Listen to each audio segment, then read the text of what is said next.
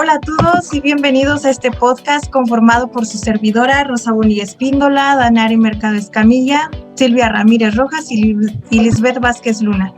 Es un honor informarles que el día de hoy nos acompaña una persona muy especial, muy importante y muy buena onda que tiene una vibra súper agradable. Ella es Torres González Araceli Margarita, es licenciada en Educación Media y Normal en Ciencias Sociales, licenciada en Pedagogía en la Escuela Normal Superior del Estado de Puebla, maestra en Formación Permanente en el Centro Internacional de Prospectiva y Altos Estudios, maestra en Aprendizaje basado en competencias en la Universidad Iberoamericana Golfo Centro Iberio Puebla. Tiene un doctorado en investigación educativa, ha laborado como profesora de preescolar, educación primaria, telesecundaria y bachillerato. Actualmente se desempeña como catedrática de tiempo completo en la Escuela Normal Superior del Estado de Puebla. Además, es coordinadora de la licenciatura en educación secundaria en la enseñanza del español. Su línea de trabajo ha sido la promoción y fomento a la lectura en los docentes, en formación y en el acompañamiento de grupos de mujeres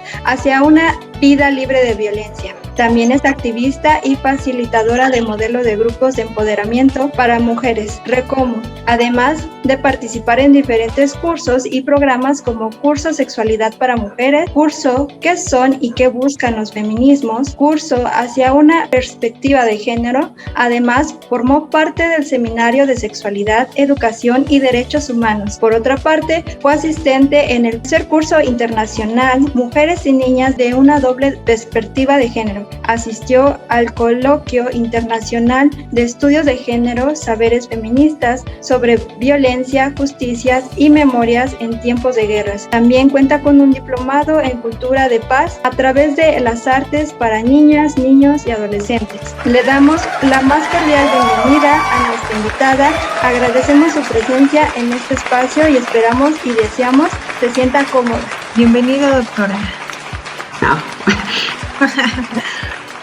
Gracias. Buenas noches a todas. Es un gusto poder estar con ustedes. Gracias. El día de hoy hablaremos de un tema que ha causado polémica entre diferentes grupos sociales. Abordaremos el tema sobre la importancia que tiene hablar de feminismo en pleno siglo XXI, con el objetivo de generar conciencia social de la relevancia que este movimiento tiene en general para la humanidad. Bueno, comenzamos rápidamente con un antecedente fugaz y muy marcado sobre la persecución de las mujeres que se remonta en la Europa medieval, una época caracterizada por la Inquisición y la caza de brujas. Fue a partir del siglo XVIII que la Iglesia persiguió a miles y eliminó a miles de mujeres que eran capaces de transgredir los tabúes de la época. Para entonces el hostigamiento estaba justificado con el pretexto de que el demonio estaba en todas partes y que las brujas habían sido creadas por él.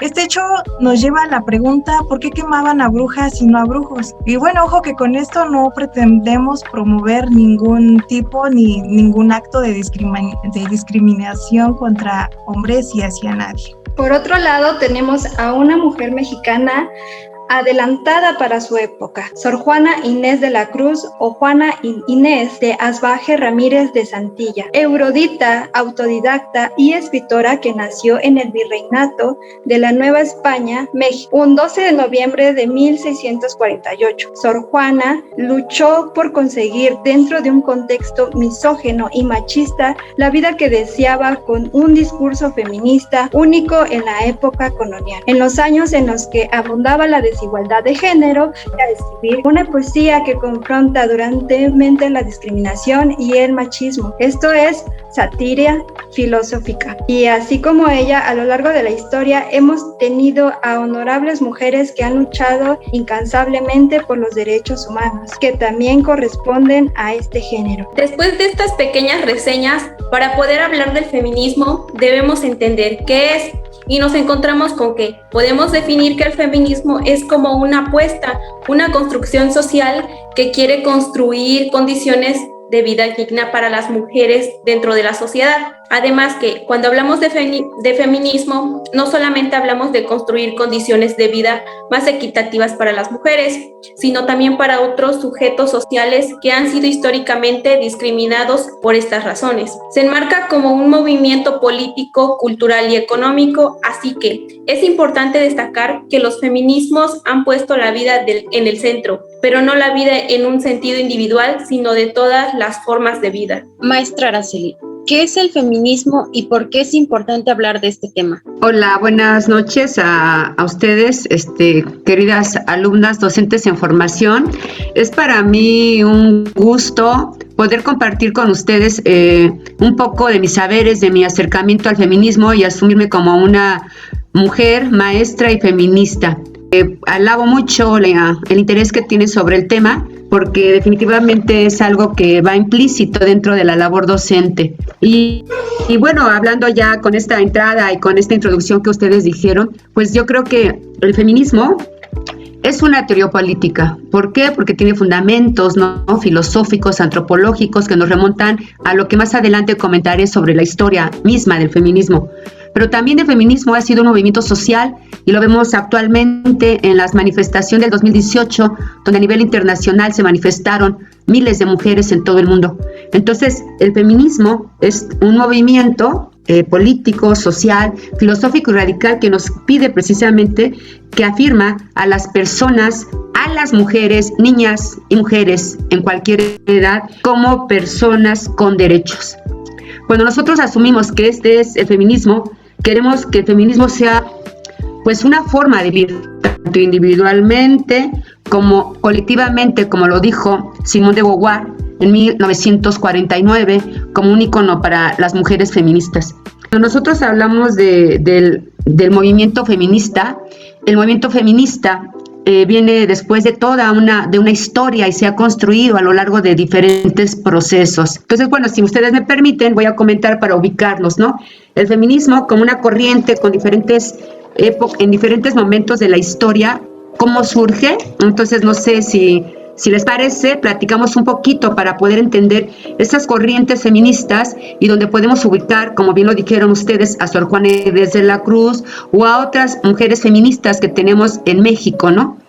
Después de que entendemos al feminismo, lo entendemos desde una teoría política, un movimiento social, donde fundamentalmente retomamos a las mujeres como sujetas de derecho. Pero ¿cómo ha transitado el feminismo a lo largo de los tiempos? Decíamos, cómo integrar a las mujeres de nuestro propio país. Y bueno, solamente un poquito comentando para ustedes. El feminismo no surge en el siglo XXI. El feminismo es una corriente, una postura, un movimiento social que viene desde el siglo XVIII. Para organización y estudio del feminismo, las teóricas, antropólogas y diferentes mujeres a lo largo de la historia del movimiento teórico, político y práctico, ha dividido la historia del feminismo en 3 olas fundamentalmente. Y ahí en esas olas podemos identificar a muchas mujeres, ¿no?, que sin lugar a dudas no pudiésemos tener las garantías. Y bueno, la primera ola del feminismo pues inicia en el siglo XVIII. Un poquito más allá, nos vamos a remitir un poquito en el Renacimiento, en la Ilustración, y vemos más claramente con la Revolución Francesa. A partir de la Revolución Francesa, cuando surge precisamente la Declaración de los Derechos del Hombre, pues en ese tránsito hacia la Revolución participaron muchas mujeres. Y después del triunfo de la Revolución Francesa, ¿qué creen? Aunque las mujeres habían participado, no se reconocían los derechos de la mujer. Entonces hay una mujer muy importante para nosotras las feministas, Olimpia de Gouges, que fue, después de que triunfa la revolución, es guillotinada porque ella es el primer documento donde ella especifica en la Declaración de los Derechos de la Mujer y no es considerada y fue guillotinada. Es uno de los primeros movimientos y se reconoce como la primera ola del feminismo. En esa parte también se funda, en esa primera ola, en Estados Unidos y en otros países, surge otras feministas, ¿no? Tanto en Francia como en Estados Unidos, y tenemos a otras mujeres que empezaron a igual que la mujer tenía que ser sujeta no solamente de los derechos e igualdad en la participación en la vida política. Y con ella pues tenemos a otra persona que es Mary Wollstonecraft. Ella nos dice en esa primera ola, estamos hablando del siglo XVIII, muchachas, o sea, en esa época donde las mujeres, ahí entra, claro, Sor Juana Inés de la Cruz, entran las brujas. Recuerden que veníamos de un renacimiento y las mujeres, ustedes dijeron que eran quemadas, ¿no? Porque eran mujeres que no eran reconocidos sus derechos. Después, fíjense bien, a partir de la revolución industrial y todo ese movimiento, viene una segunda ola del movimiento feminista, que así le conocemos, y viene con un movimiento social que se le llaman las sufragistas. Las invito a ver, por ejemplo, a ustedes esa película donde marca cuál fue el papel de las mujeres, y ahora las mujeres querían y pedían en ese segundo movimiento internacional que las mujeres también tuviéramos el derecho o tuvieran el derecho a el voto. Y para eso estamos como que platicando resumidamente, pero fueron años y años de lucha, porque en 1918, fíjense bien, se consigue en Inglaterra el derecho, pero después de muchos movimientos, el derecho de las mujeres a votar.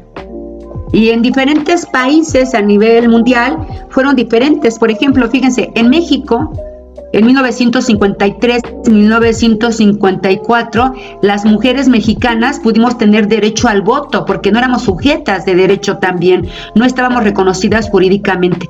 Entonces, este movimiento sufragista no fue fácil. Por ejemplo, en esa parte, en Estados Unidos, que fue el voto se otorga en 1920, ¿qué creen? Solamente podían votar las mujeres blancas y no las mujeres negras. Las mujeres que eran esclavizadas, las esclavas. Y hay otras mujeres que también van a un congreso a Inglaterra y ellas dicen, bueno, soy mujer y por ser negra no me permiten votar. Y esto ocasionó todo un movimiento. Fueron muchas mujeres violentadas, fueron acusadas, fueron procesadas jurídicamente porque en Estados Unidos era otro, ¿no? Entonces ahí se va dando cuenta que aparte de ser mujer, por ser negra, es ser esclava y ser pobre. Y bueno, todo este periodo, hay algo después de que las mujeres a nivel mundial empezamos a tener el voto, es otro tiempo. Por ejemplo, tienen un periodo muy importante que tiene que ver con la Primera Guerra Mundial y la Segunda Guerra Mundial. Y voy a darle un nuevo enfoque a esa palabra feminismo, pues son la preparación, la lucha de las mujeres por conseguir no solamente el voto, sino el derecho a la educación. Y viene precisamente una persona muy importante. Después de que estábamos entre el periodo de la Primera Guerra Mundial y la Segunda Guerra Mundial, donde fueron muertas muchas personas, niñas, mujeres, poblaciones enteras, ustedes ya más o menos lo ubican, viene una persona muy importante que viene a marcar todo un rompimiento, y es Simone de Beauvoir en 1949, cuando ella dice y afirma que no se nace mujer, se llega a serlo. Es decir, con los roles sociales, las mujeres, no por el simple hecho de serlo, sino porque estábamos marcadas por toda una carga social, ¿no? Por una carga más patriarcal, más estructural del sistema. Y bueno, con todo este movimiento viene una tercera ola. Entonces, la tercera ola del movimiento del feminismo, a marcar algo muy importante, que es cuando una pregunta que ustedes me hacían en la preparación de esta charla. En esta tercera ola del feminismo estamos hablando aproximadamente en los años 60 con una luchadora social que se llama Betty Friedan, y entonces ella dice, bueno, pues las mujeres ya tenían derecho al reconocimiento de sus derechos, ¿no? Con la primera ola. En la segunda ola ya teníamos derecho al voto, ejercer nuestro voto con diferentes momentos, pero ahora las mujeres estaban en su casa y estaban un poco aburridas, ¿no? Viene la gran revolución también, ¿no? De comodidades para la mujer. Ya teníamos lavadora, ya teníamos, aspiradora y cosas que pudieran quitarle esa carga a las mujeres. Y entonces Betty Friedan, es muy importante, y aquí lo marco porque se da todo una variante, y aquí el feminismo cobra una variante. Entonces, ella dice que las mujeres deben de tener un feminismo liberal. Ella dice que las mujeres debemos de tener los mismos derechos que el hombre.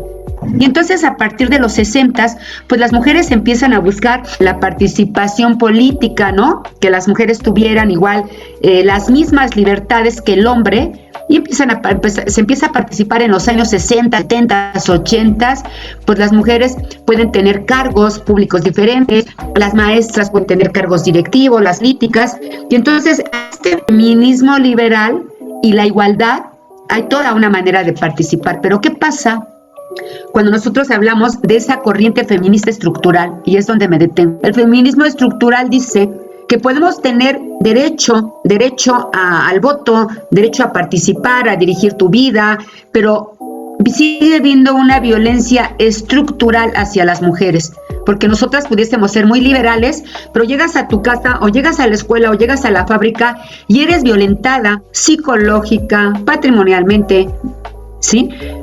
Por esa cultura patriarcal androcentrista que es dirigida por un sistema más de hombres, donde no hay equidad, porque a lo largo de la historia, fíjense bien, actualmente también los puestos de dirección, los puestos políticos son más de hombres.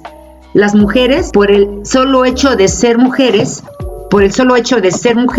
no tenemos la misma capacidad de libertad de transitar. ¿Por qué? Porque sí puedes trabajar como maestra, como política, pero llega a casa y hay un sistema patriarcal de dominación donde te dice que tienes que lavar los trastes, tienes que cuidar a los niños todo el tiempo y aparte tienes que trabajar profesionalmente.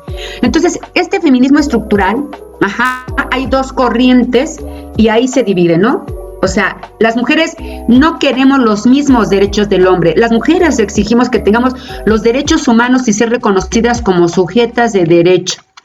Y entonces surgen a partir de la tercera ola del feminismo diferentes tipos o movimientos feministas, ¿no? A lo largo de la historia. Hay mujeres que luchan dentro de la iglesia por una participación, hay mujeres con partidos políticos que luchan por una participación política, hay mujeres que luchan a favor de asociaciones políticos, o mujeres que luchan por movimientos por tener una posición dentro de sindicatos. Entonces el feminismo a partir de esa tercera ola surge y a nivel mundial se fue moviendo todo este feminismo. Ustedes me preguntaban ¿por qué se confunde, no?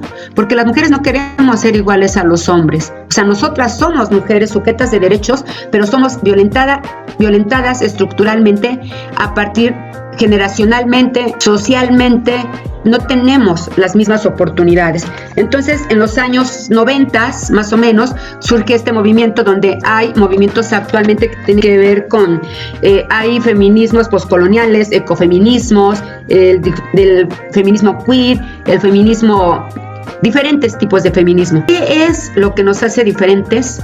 ¿O por qué es importante trabajar o tener o navegar, caminar en ese movimiento feminista? Es muy importante entender que el feminismo como un movimiento social a lo largo de la historia de la mujer. ¿En dónde estamos y qué avances tenemos? Pues si quieren lo comentamos. Sí, maestra, todo esto se ha entendido muy bien. Ya nos dio una gran cátedra. Para usted, maestra Araceli, ¿qué hace falta para que las nuevas generaciones entiendan la importancia de este movimiento? Considero que hay muchos avances con el pequeño recorrido de la historia del feminismo. Pues hay muchos avances, ¿no? Hay muchos avances en todos los terrenos. Y yo quiero comentar, por ejemplo, aquí qué nos falta hacer o qué estamos haciendo. Y bueno, quiero comentarles que se ha avanzado mucho en el movimiento feminista. Y bueno, destaco a una de las personas que yo sigo y que admiro mucho, Marcela Lagarde de los Ríos, antropóloga, que tuvo una participación muy importante. Y en el 2007, fíjense bien, se aprueba la Ley General de Acceso de las Mujeres a una Vida Libre de Violencia, y actualmente fue reformada en el 2021. ¿Por qué retomo esta ley? Porque esta ley, precisamente después de todo este movimiento, en México se empieza a dar una serie de movimientos, pero también se visibiliza la violencia que tienen las mujeres. Entonces, por ejemplo, ustedes recordarán las muertas de Chihuahua, todo el movimiento, y actualmente todos los casos de violencia que se han visto a partir de la pandemia. Cuántas mujeres fueron, fueron muertas, ¿no? Por el simple hecho de serlo, por ser violentadas por parejas, ¿no? Por sus parejas sexuales, o por vestirse, o por salir de forma diferente. ¿Por qué me detengo en esta ley? Porque en esta ley, chicas y queridas alumnas, igual se da la encomienda. Primero es una ley a nivel federal. Es una ley que todos los gobiernos de los estados tienen que realizar acciones que permitan a las mujeres a 4 aspectos importantes, que son la igualdad jurídica entre la mujer y el hombre, el respeto a la dignidad humana de las mujeres en todos los sentidos, a la no discriminación por ser mujer, indígena o cualquier condición que permita que haya opresión contra ellas, y libertad total hacia las mujeres. Entonces, en esta ley, fíjense bien, se habla precisamente en los primeros apartados de la violencia de la que somos sujetas las mujeres. Y en esta ley se aplica y está normada con diferentes artículos que la violencia que se ejerce contra las mujeres es psicológica, física, patrimonial, económica. Y que todas las mujeres tenemos que estar protegidas precisamente y albergadas por esta ley. Y a partir de esa ley, que invito a que ustedes la lean, se dan tareas y acciones para los estados y a las secretarías, ¿no? Secretaría de Salud, la Secretaría de Desarrollo Humano, todas las instancias de los gobiernos tienen la tarea de proteger a las mujeres y permitir que todas las mujeres transitemos hacia un empoderamiento. Entonces, actualmente hay diferentes programas con perspectiva de género. ¿A qué se refiere esta ley? Pues esta perspectiva de género nos va a permitir en las escuelas normales, Secretaría de Educación Pública, las escuelas primarias, los trabajadores de la salud, todos podamos trabajar y transitar, que todas las acciones que nosotros hagamos o los programas nos permitan igual integrar a las mujeres a la igualdad de derechos, donde todas las mujeres podamos caber por nuestra orientación sexual, nuestra condición económica, nuestra condición de lengua. Y entonces, con esta perspectiva de género, todos los gobiernos actualmente y en el estado de Puebla, en todas las instituciones hay una comisión que nos permite hablar sobre equidad de género. ¿Y qué tiene que ir a hacer? Se reúnen cada año, cada 2 años, estos organismos para saber qué tanto se hizo. Por ejemplo, ahorita en la pandemia se dio la alerta feminicidia, es decir, que hay alerta, porque ustedes saben que aumentaron los feminismos, ¿no? También los feminicidios, y que aumentaron. Entonces, estas alertas se dan y también hay una atención. Y entonces tenemos programas, por ejemplo, el Día Naranja, ¿no? Donde se visibiliza la violencia contra las mujeres. Tenemos el 8 de marzo, donde todas nos vestimos de morado. Y bueno, ¿y por qué de morado?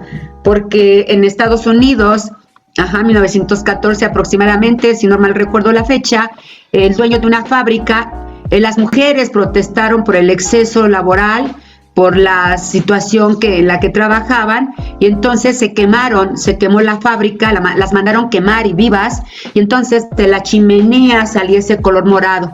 Por eso el feminismo tiene ese color morado, ¿no? Para protestar en contra de esa masacre que fueron sujetas las mujeres en Estados Unidos, en esa fábrica. Entonces hay acciones, hay movimientos, hay programas que nos permiten transitar para que las mujeres podamos empoderar. ¿Qué significa empoderar? Pues el empoderamiento es un proceso, es un camino donde cada una de nosotras, maestras, alumnas, niñas y todas las mujeres podamos ir teniendo programas o que nos permita transitar en esa vida que hemos tenido de discriminación, en esa vida de exclusión que hemos tenido, de explotación. Se explota más a una mujer indígena que a un hombre indígena. También somos sujetas de violencia también. Entonces, ¿qué es el empoderamiento? Transitar a esa vida libre de violencia, a esa vida donde todas podamos ser sujetas de servicios de salud, ¿no? De tener conscientes que somos las mujeres las que podemos determinar qué es nuestro cuerpo, ¿no? Transitar hacia una ley Olimpia, transitar a despenalización del aborto, transitar precisamente donde las mujeres seamos sujetas de protección por parte de los gobiernos. Entonces, estos programas, claro que tienden hacia todo nuestro país, cada secretaría tiene diferentes programas.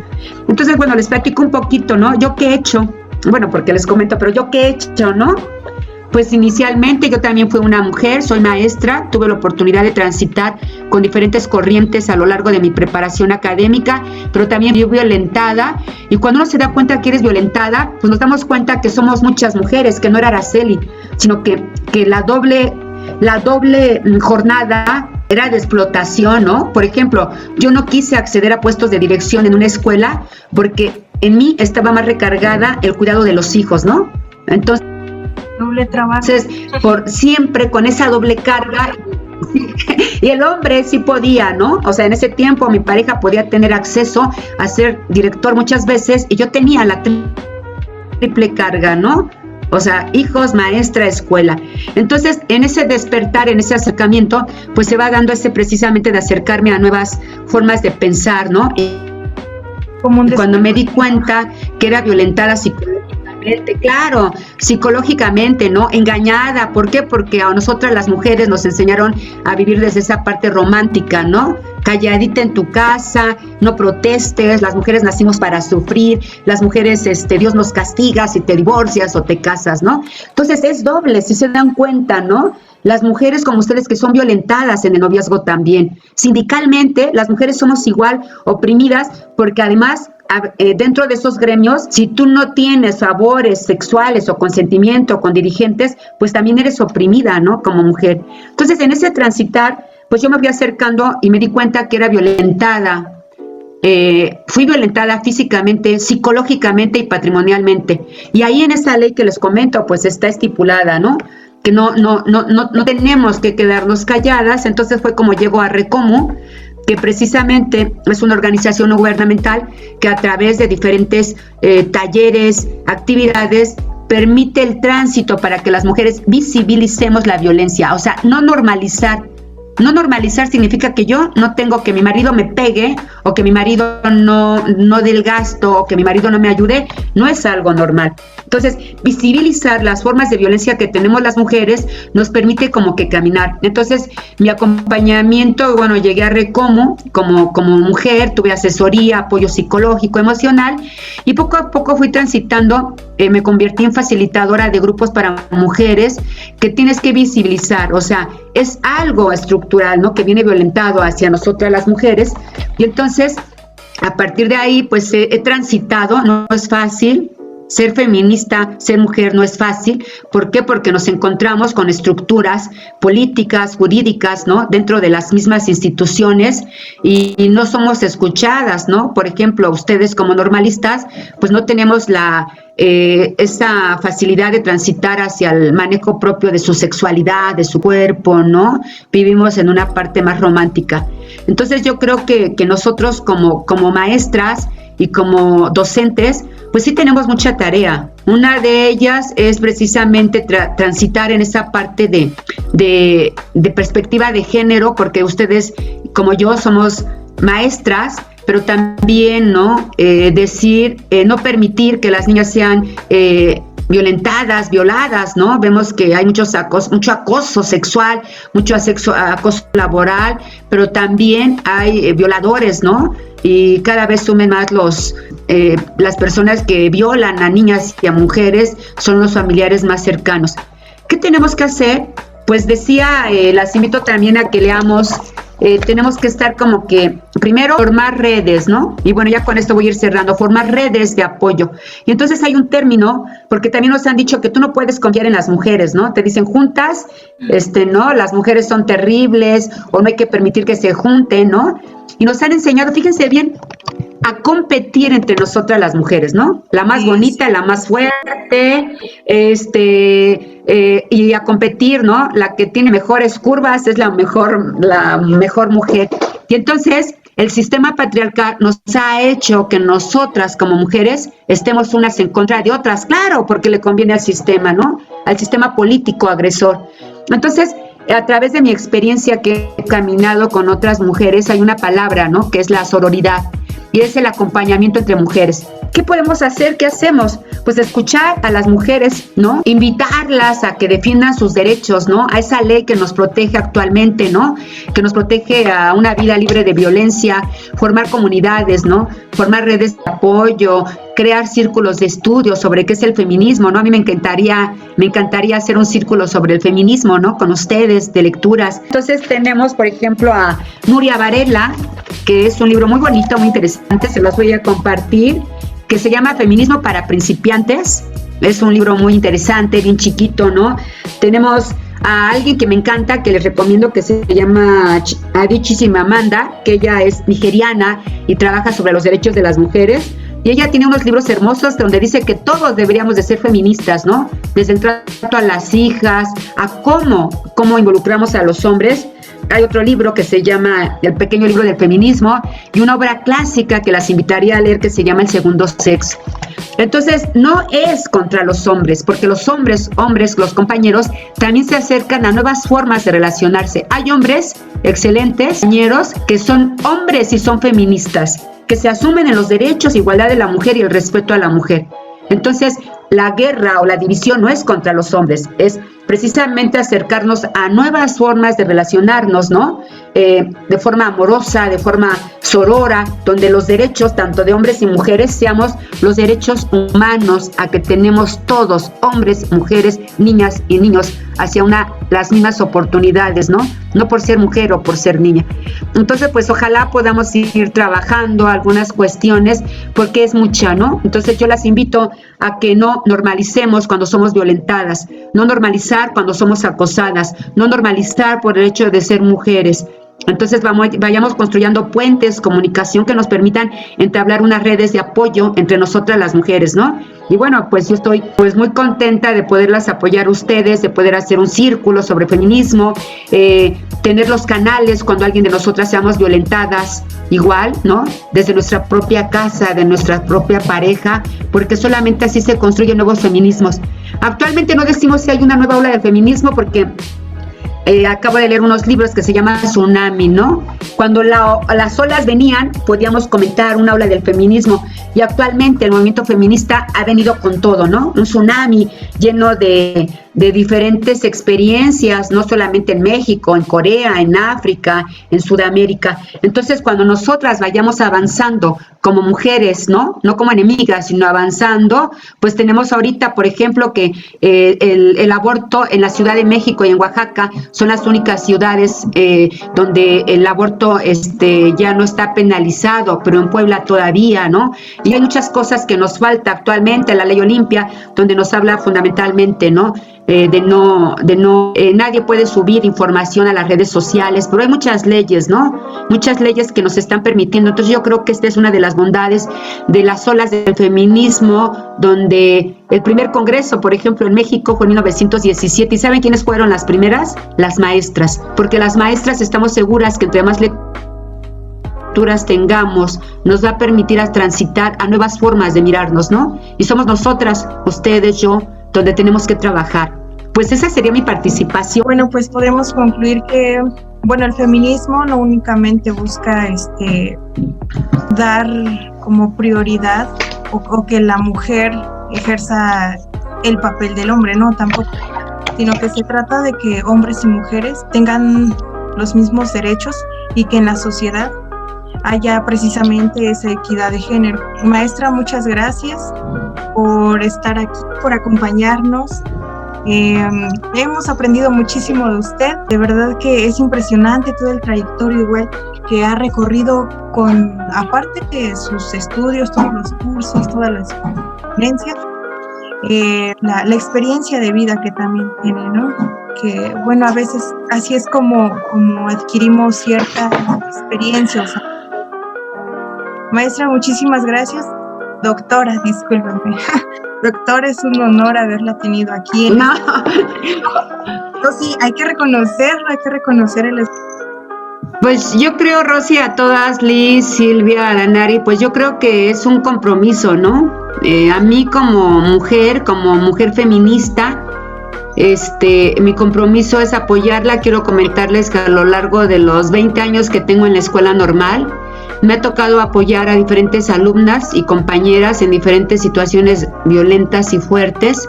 Me ha tocado acompañar a amigas, me ha tocado acompañar a mi hija también, ¿no? En estos procesos que no son fuera de ¿cómo se llama?, de lo que estamos viviendo socialmente, que es la violencia. Entonces, visibilizar y nombrar las cosas, eso nos permite avanzar, ¿no? Y crear redes sororas, redes que nos permitan acompañarnos.